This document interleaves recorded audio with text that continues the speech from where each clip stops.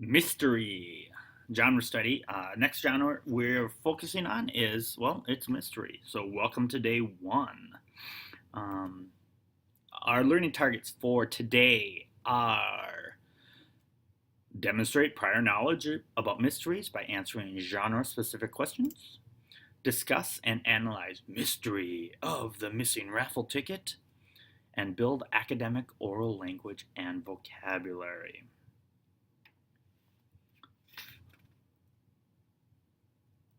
All right. So when we think about mystery books, some of the books that we can think of would be like the 39 Clues series, Scooby Doo. One of my favorite books growing up, Agatha Christie, and Then There Were None. Sherlock Holmes, Cam Jansen. Those are mystery books. Encyclopedia Brown, The Hardy Boys. Okay, all of which are mystery books. Okay, so let's look. Last week we learned that readers make inferences as they read. They locate key pieces of evidence from the text and think about or infer what that evidence means. Okay, we also learned that some texts require us to draw conclusions by using the evidence in the text and our own experience. We will use those strategies this week as we read and analyze mysteries. Today we'll review our current understanding of this genre and identify features of the genre that you already know. Okay? So what I'd like you to do right now, boys and girls, is I'd like you to take some time and pause the video and answer the question, what is a mystery? What is the purpose of mysteries? How do you read a mystery? And who invented mysteries? So pause the video, answer those questions, and then when you're done, restart the video, and we'll kind of see how your answers and my answers, how they jive. Okay?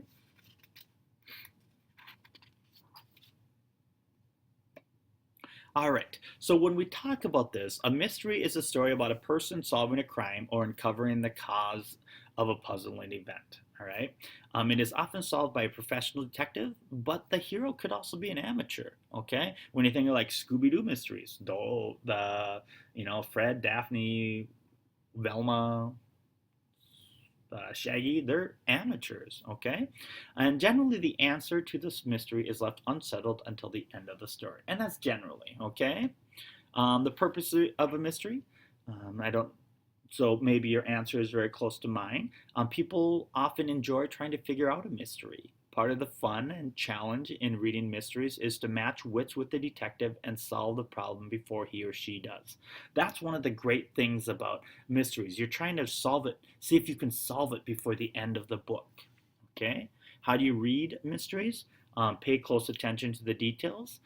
Something that seems unimportant may prove to be a key clue. Try to follow the sequence of events carefully. And it is very important that, especially when we're reading mystery, that we are paying very close attention to what's going on. All right? And who invented mysteries? Early stories, such as the Tales of the Arabian Nights, had many plot twists. By the mid 1800s, Edgar Allan Poe, who is one of my favorite authors, he just writes some amazing stuff, added suspense and a character who used logical thinking to put clues together and solve crimes. And then Sir Arthur Conan Doyle, added the use of the scientific method and keen powers of observation. And his detective is probably the most famous detective of all time, and that would be Sherlock Holmes. Okay? So, up next, we're going to talk about the features of a mystery, and you have this in your packet, and we gave you a nice big one, so it's easier. But we start with, when we talk about features of a mystery, that the plot revolves around solving a crime, and it's not necessarily always a crime. It could be some damage was done, or something happened, or something that they don't know exactly what occurred, okay? And an amateur or professional detective is the main character.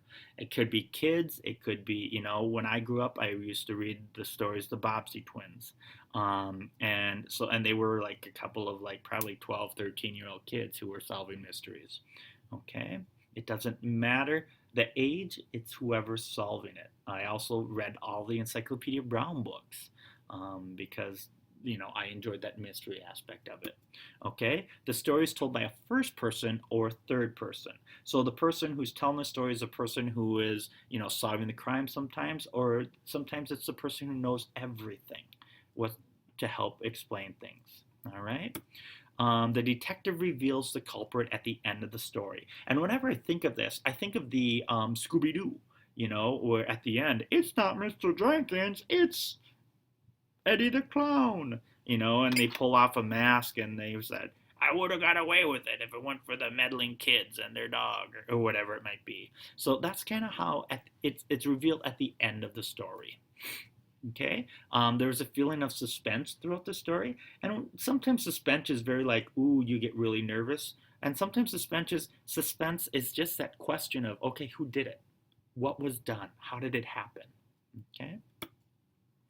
Okay, the story may include a red herring or false clue. Now, I talked about this a little bit when it came to making inferences and drawing conclusions. Sometimes the author, especially in a mystery, will give you a clue that you'll think, oh, and it'll lead you to thinking that the butler did it, when it wasn't the butler at all. It was the gardener, or it was the chauffeur, or it was just some random guy who was walking by. Okay, so, and the red herrings are what's cool because they draw your attention away from where the author wants you to go. It's like a magician when they say, hey, watch me pull a rabbit out of the hat. Hey, what's over there? And then they do some quick things with their hands and you don't see them messing around, but all of a sudden you see them pull the rabbit out of their hat. Okay. The detective character uses analytic skills, logical thinking, observation of clues, interviewing witnesses to solve the crime. Now, generally, when you read a mystery, you'll read about, oh, he saw a clue, he was the only one who could see this, or she saw this and she asked just the right question. One of the stories that some of the step testers are people taking step tests is about Juliet, Pig Detective, and one of the things that she does is she wants to be a good detective, so she pays attention to things. Okay, and then finally, a mystery can take place anywhere. It's not confined by it. It can only take place in a creepy mansion, or it can only take place. It can take place at school. It can take place anywhere. It just depends upon who's writing it and what frame and setting they decide. Okay, it can take place in space if it wants to, or not. It wants to if the author wants it to. Okay, so those are features of mysteries, and that's something we will revisit every time with this video series. Okay. All right. So now let's talk about the mystery of the missing raffle ticket. Okay, so what I want you to do is I want you to read this yourself. Okay, just pause when I'm done talking. Pause the video and read it. But as you read, I want you to pay attention to how the writer of this mystery uses the features of the genre to tell a story. And it's one of those things that when we look here, you see that these are kind of those features of of a mystery. So why don't you pause the video and read that, and then when you're done, restart the video and we'll have a discussion.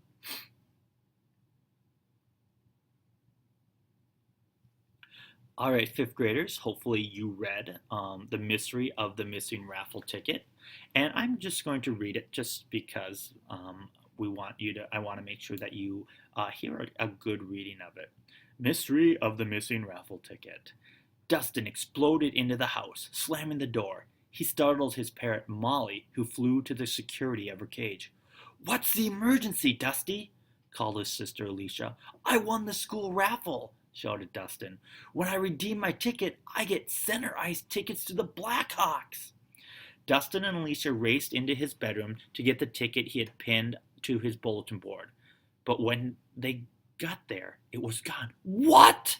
Screamed Dustin. We've got to find that ticket. It was pinned up so Mom couldn't have tossed it by accident when she cleaned. Maybe one of your friends took it, suggested Alicia. My friends wouldn't do that, said Dustin.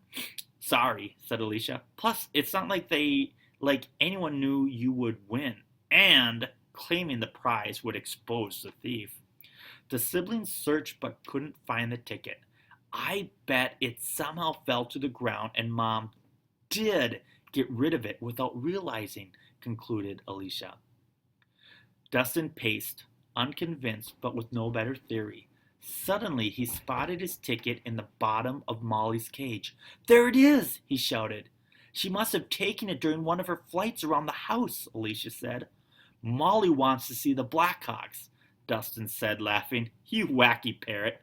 They're not actually other birds. So, now that I've read it and that you've read it, what I'd like you to do is I'd like you to answer the questions, okay, that are in your packet under Unit 7, Week 2, Day 1. And I want you to just answer that, okay? And as you go through, use some of the information from the text to help support your answers, all right? So in closing, today we reviewed the key features of mysteries and discussed the important ideas and details in Mystery of the Missing Raffle Ticket. Tomorrow we'll read and analyze another mystery, and then we'll compare and contrast the mysteries to deepen our understanding of the genre. So please take time and answer the questions that are in your packet, and yeah, that's what we have.